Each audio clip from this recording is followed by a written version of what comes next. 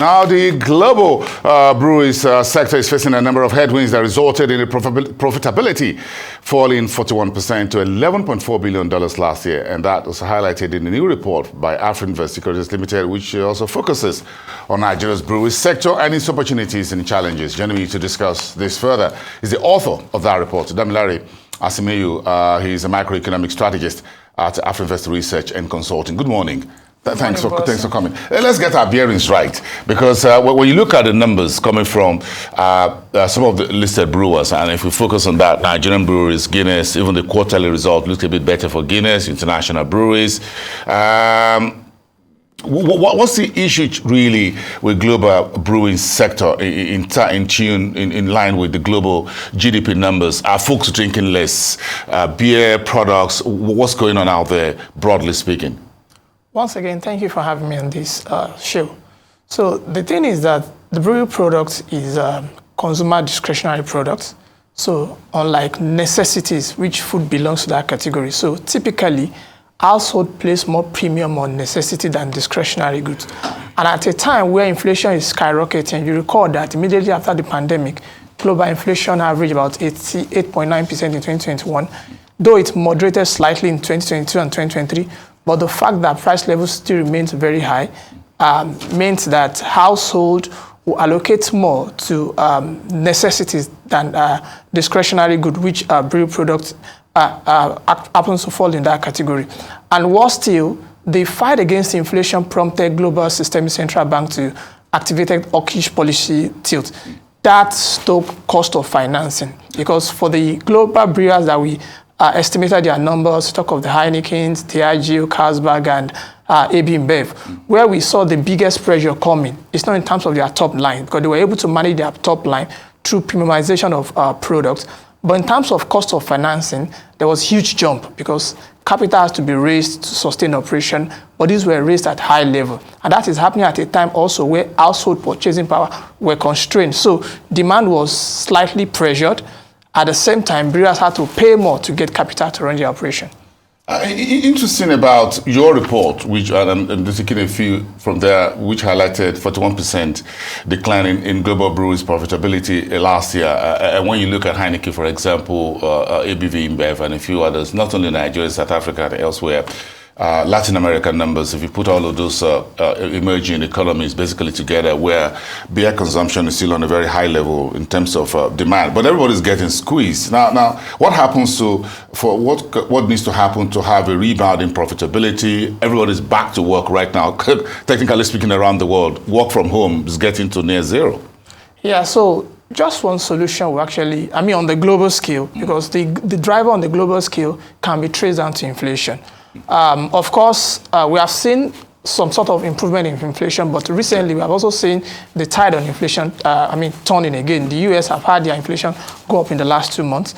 So if global inflation should moderate further, which will also incentivize systemic central bank to temper cost of funding or reduce their policy rate, a lot of expectation is around the fact that the Fed should at least do some rate cuts by H2, which should also perhaps guide other central banks to temper on cost of funding. So without having all this, which inflation will be like the initial trigger, it will be very difficult for brewers to manage their costs. It's going to be very difficult, because yesterday the US Fed left the Fed fund rates unchanged, and Jerome Powell says, look, inflation looks very stubborn. It looks like we're losing the fight. Absolutely. But we still think that with the sort of mechanism that the US market have, we might actually see a rate cut in H2. Perhaps maybe not early July, August, might wait till September. Down to November, September, exactly. November. So, but again, it boils down to the fact that there is still a lot of headwinds that businesses will face in the remaining of 2024 because of other factors like geopolitical tension, which is stoking energy prices, which also have a direct effect on. But when you look at Nigeria, you look at the cumulative losses about 254 billion for NGX firms last year. So if you look at these headwinds and look at the peculiarities or the nuances of a Nigerian environment for brewers. Talk to me on that. So what actually hit the brewers in Nigeria badly last year is actually the FX and cost of fund. Because I would say the Nigerian brewers have been resilient over the years. These are brewers who have been operating in an economy where inflation has been double digits since 2015. and yet they kept on delivering optimally. In fact, even in 2020, where we have the pandemic, we still have some of the brewers delivering positive number.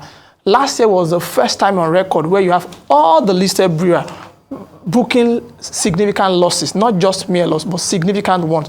I was shocked. Absolutely. Well, I wasn't shocked, but let me just put it that way.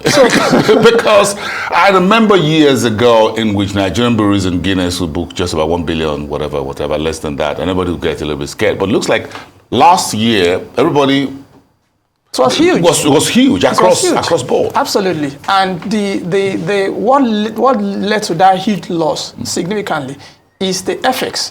For instance, Nigerian breweries, booked unrealized FX loss in the tune of over 120 billion.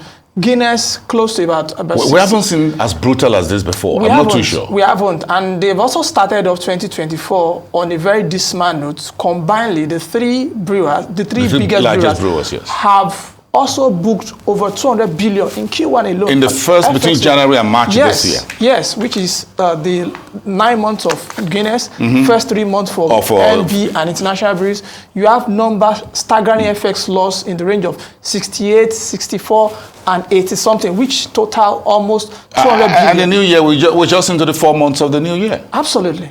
So which shows that brewer will need to be more...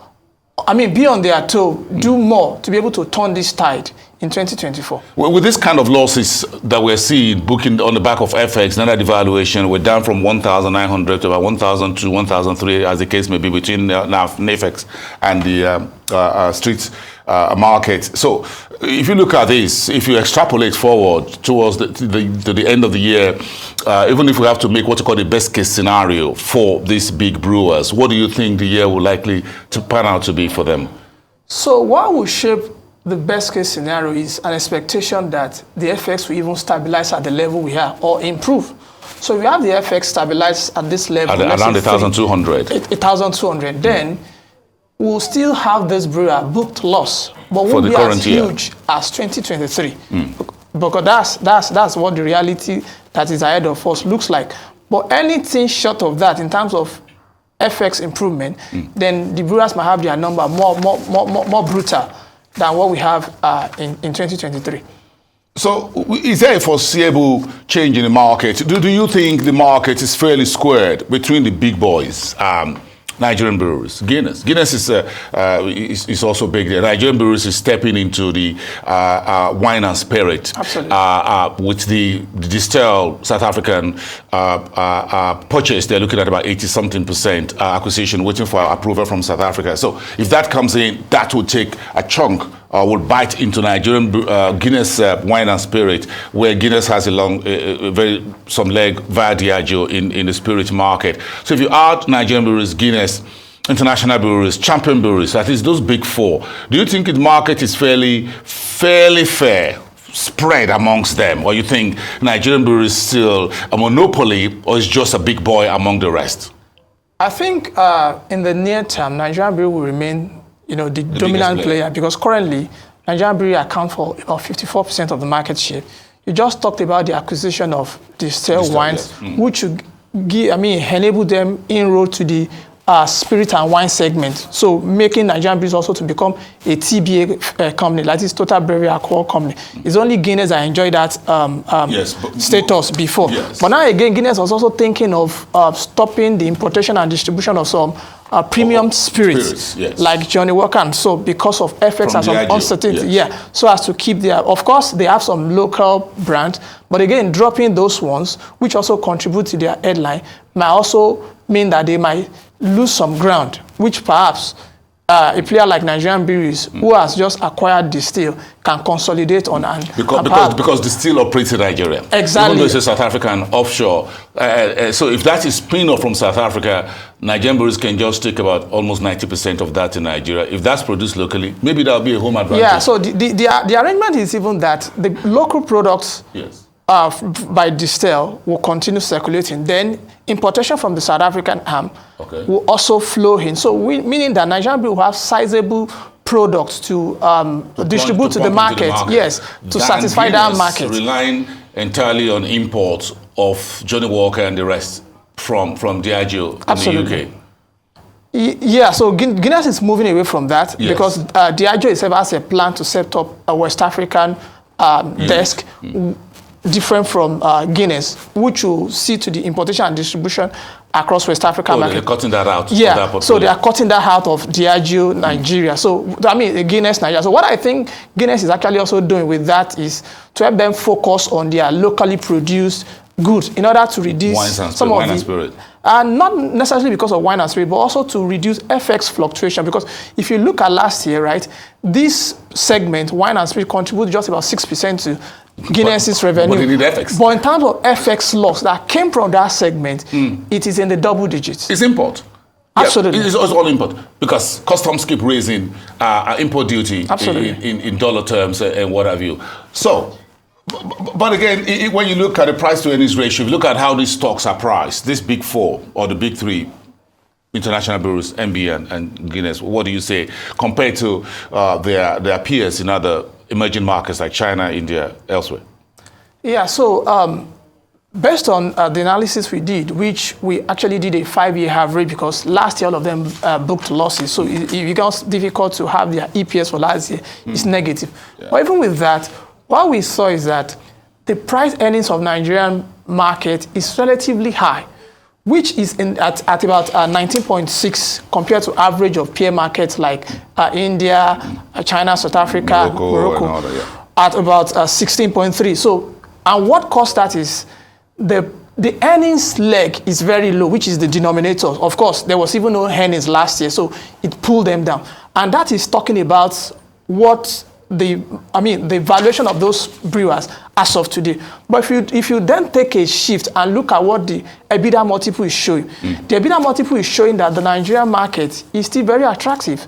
EBITDA multiple could be considered as like a long-term metric of the industry because when you strip out taxes and everything, amortization, so it's showing that if anyone is to buy any Nigerian brewery today, for instance, which is their enterprise value, it takes lesser time to repay back the company cost because if the EBITDA multiple for Nigeria is about 3x and the average is 6.7x, it tells you that if you take out the exogenous segment, which is where you have FX losses, tax, and devaluation, the Nigerian brewers are actually very resilient and their productivity is very high. So meaning that if you assess them from the perspective of operating profit, taking aside the effect of FX devaluation and what have you, their return per naira is actually very competitive. And that shows that in the long run or in the meantime, if this FX quagmire is being addressed and our inflation stabilizes, the brewery sector